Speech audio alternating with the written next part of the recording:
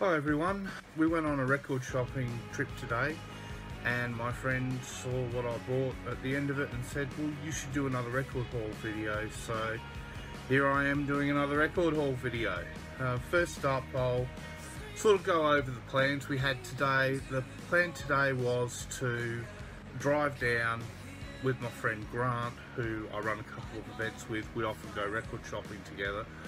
To us, going record shopping is probably like a lot of people see going fishing. It's relaxing and you never know what you're going to get. Grant and Mel's house is where a lot of the house parties I film videos for happen. The plan today was to drive down and park at Hindmarsh, which is just outside the city. And we got a tram into the city from there. It only takes about 5-10 minutes. And the best part about the tram is it drops you off at the end of Rundle Mall, which the record stores that we planned on hitting up are down Rundle Mall. And the first one we planned on doing was Rerun Records, which is in an arcade about 3/4 down the mall. The second one would have been Clarity Records, which is on Poultney Street at the end of Rundle Mall and just to the right a bit across the road.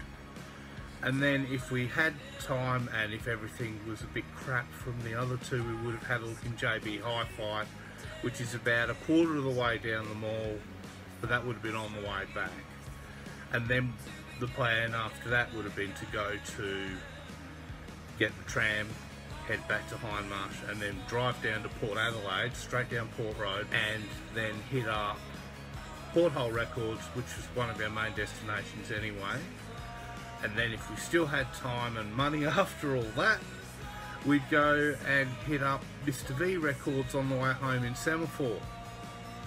So they were all our plans for the day. Now what actually happened was we only ended up going to 2 record stores. Everything went up to plan when we went to Rerun. We both did pretty well there, so that was great.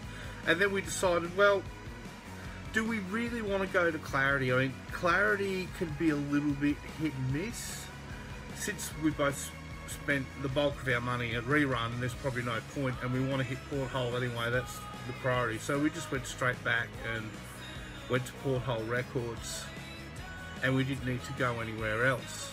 A little bit about what I normally do when I go record shopping. I have, well, a lucky bag that I use, and that's this Domo bag. It fits 12-inch records perfectly, and it's got a fair bit of width to it. I can fit a fair bit in there. I've taken it on a few record shopping trips. I even took it to Melbourne with me because it's kind of my lucky charm. I've yet to go record shopping and turn up empty-handed, but today I had a little bit extra there when I have this bag here from Heartland Records in Melbourne. Had this bag with my extra stuff in it, with that one in it, with the records. Some of the extra stuff I normally bring to these things, of course, money. Mobile phone comes in handy too, so I can look up my record listing that I've got on either Discogs or Facebook, because I like to keep a photo log of what I've got. If you get a record that you're not too familiar with, or you don't know the artist, or it's a band you know but you don't know the song, you can give it a quick Google and have a listen. I've had a few where I've had to do that and I'll be surprised to go, hey, this is alright. But then sometimes you'll find something really rare that isn't even on YouTube. So it's just a case of going, well, am I willing to take a gamble for a few dollars? But today though was quite surprising because we got pure quality. Anyway, on to what I picked up. I'm going to do it in order as I saw things here. To start with, we were in Rerun Records having a look around. Now, their prices go from reasonable to a little bit pricey. Given that a lot of Australian stuff you have to import and we pay a hell of a lot on, it's kind of horrendous really, because you look up the price on Discogs a lot of the time and you're like, dear God, did I overpay? But when you take into account when you're importing and paying shipping on top, it works out pretty good. We went straight for the singles they had there, because I've never looked in the singles at Rerun. but there was something we had in mind that they had. And to start with, Bauhaus Ziggy Stardust single, 7-inch. It was $15. It's in good nick. I normally don't care much about the condition because I collect to DJ with them. I was very happy to find that. It's something that I'll play. Second was the main thing I was going there for. Sisters of Mercy, This Corrosion 7-inch. I know it's not the full song, but I don't actually have Floodland yet, and this is good to have in the meantime. Plus, I ever worked somewhere where I was only playing 7 inches as a gimmick. I've seen that done for events before. It's good to have. And I mean, the cover's a little bit beat up, but the record's alright. And that was $18, so it wasn't cheap, but I've found buying Sisters records online, you tend to pay between 10 and 20 for them. In Melbourne I was paying that much as well. Before I reveal the last record I bought there, I kind of found it on the way and then came back to it. There's a bit of a story there. I looked around where I normally went. I know that they have some good stuff in the New Wave section, and they had a Skeletal Family record they had there last time when I went there, and I picked up a Skeletal Family 12-inch for She Cries Alone, and they had the other one there. On that day I bought that one. I bought because I didn't know the other song, and I still didn't know the song, but they'd marked it down, and that was over a year ago since I've been there. So I thought, well, I don't really need to get it yet. If I wait a year, they might mark it down even further. Plus, I don't think it's going to go anywhere. Oh, what else did I find? They had some Susie reissues, and they're about the price that we pay for them here. I think they had them all there for $47. My copy of Unknown Pleasures I bought from there as a reissue, and I think I paid about $50 for it, which is good. I haven't seen it anywhere else. But then finally, when I saw this, I put it aside, thinking, if I don't find anything else, I'm getting that for sure. It's an album that I've always loved. Dead Kennedys, Fresh Fruit for Rotting Vegetables. And I paid $50 for it. It's a nice, clean copy, practically brand new. It says that it's an issue from the 80s, and I've checked the back and it looks like that. I'm not sure if it's a repressing or the original pressing for that sort of money. I'd be paying that for a reissue, so to get an original for that is really good. Now on to the stuff that we picked up at Porthole. Right, I'll do the single first, which has fallen onto the floor.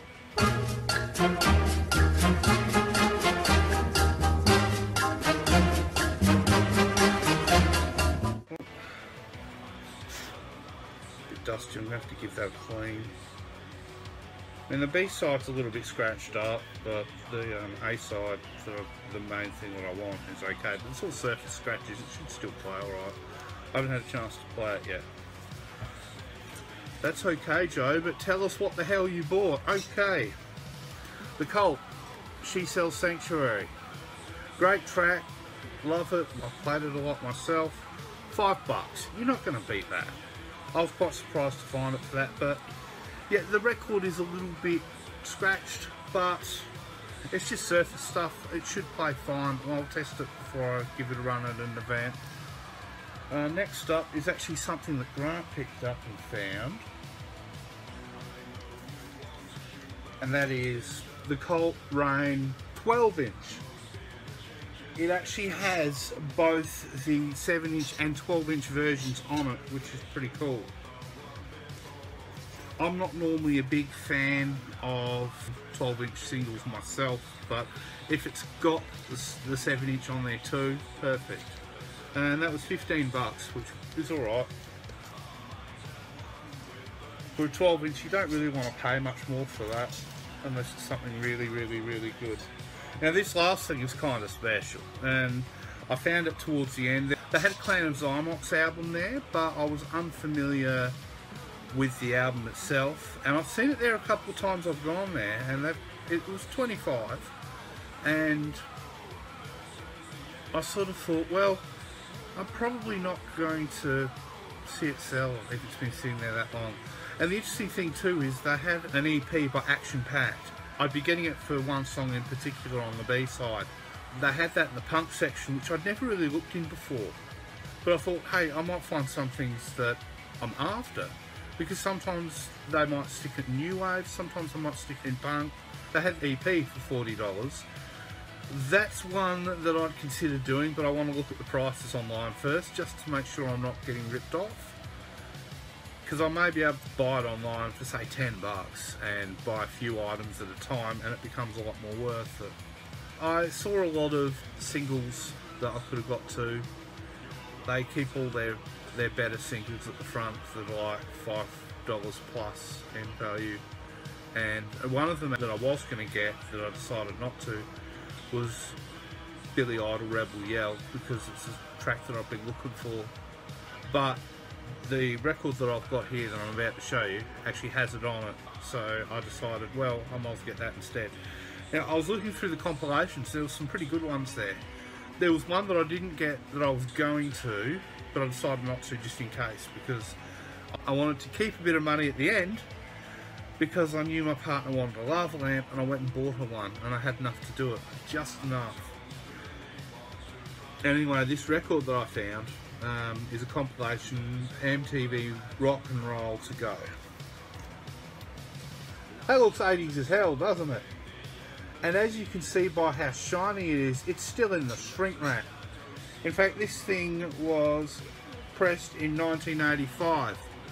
That's right, 35 years later, this thing is still brand new in the shrink wrap. And it cost me the princely sum of $15. Now, part of the reason why I got this, I got it for a couple of tracks mainly. The main ones was, of course, Billy Idol's Rebel Yell, Rat, Round and Round for when we're doing the metal shows, Wang Chung Dance Hall Days.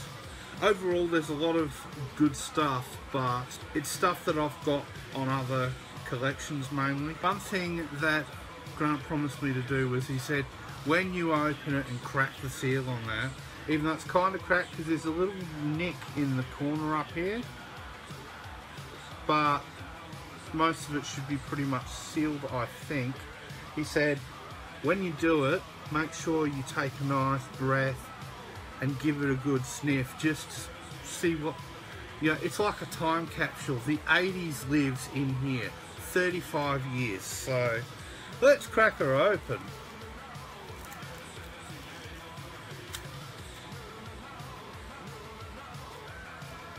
And one thing too, some people are going to go, oh no, you should keep the shrink wrap that's still got all the little stickers and that. No, you shouldn't. One thing I've learned is with especially old records, if you keep the shrink wrap on them, the wrap can shrink even more and put pressure on your record and potentially warp them. Here we go. Here we go. So retro. There we go. Oh, it's got even music. Give the gift of music. Music is your best entertainment value. That's the stuff that was on the stickers. And there's a little sensor thingy on the back there, so they would have used that to like a magnetic sensor thingy. But yeah, okay. I mean, the corner's a little bent, but it's sitting that long now. Okay, well, it smells like a new record pretty much. Yeah, pretty much smells like a new record. Let's have a look at this thing. Electra Records. Got a bit crimpled. Yeah, definitely new, because there's, you see all the little bits of particles on it there. That happens with new records quite often. Little bits of cardboard and that.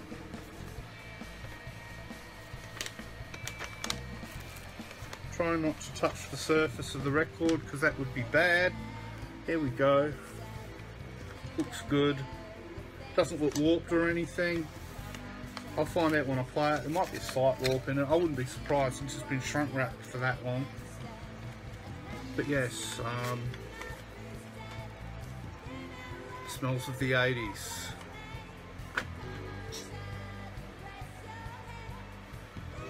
Smells like, I'm trying to think, 1995. Back to the Future, maybe. Where's our hoverboard? I mean, it's styled well enough. So how much did everything cost me all up? Still a quick little tally. 50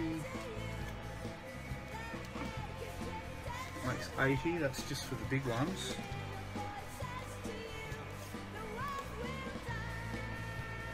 $95, 100, 118. It does sound like a lot, but it's like 6 records for that. Nobody who buys vinyl is thinking track for track they're going to get the best value. Like at a record fair I went to, I was almost willing, if I had the money on the day, to buy a 7-inch of Fad Gadgets, Ricky's Hand, and they wanted 35 bucks for it. But it is that rare, I will not see it again unless I can import it online. So these are the sort of prices you can be talking. And overall I think I did well with what I did today. It was quality. That's something I rarely get, is getting all relevant stuff, at least in Adelaide. In Melbourne I did well too.